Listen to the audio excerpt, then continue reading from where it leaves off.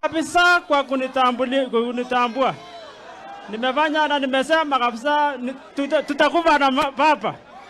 Nimeambia watu wangu hata kama mnataka kuniue, mniue, hata nisipouawa nitakufa. Amekuwa akinitishia kwa kifo, mimi naambia mniue. Baba nitasimama na wewe mpaka dakika ya mwisho.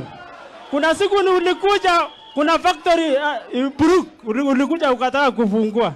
Hiyo factory itafunguliwa mpaka saa hii. Mwenye hiyo factory alitishwa na pampenyenye kutoka Rift Valley ati asifungue hiyo biashara ambapo angeachiri watoto wetu. Juzi watoto wetu walifanya maandamano wakatumia live bullet akaua vijana wawili. Buruk, kama William Samoei anaweza kuwa kosa kuhurumia watu wetu huko, sasa maisha iko namna gani? Na baba, asante sana. Basi tukimalizia yale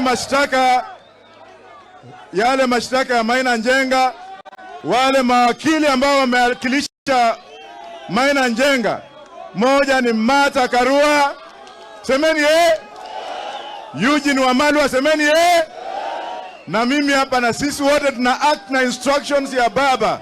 Nataka Gachagua ajue ya kwamba anything that happens to Maina Njenga from today, na huyo Korir, mtajua ni nani ataua Maina Njenga. Asanteni sana. Muko tayari tuombe baba tufungie mkutano? Muko tayari tarehe 7 mwezi wa 7 tuende kazi? Hebu nione mnawaambia baba muko tayari.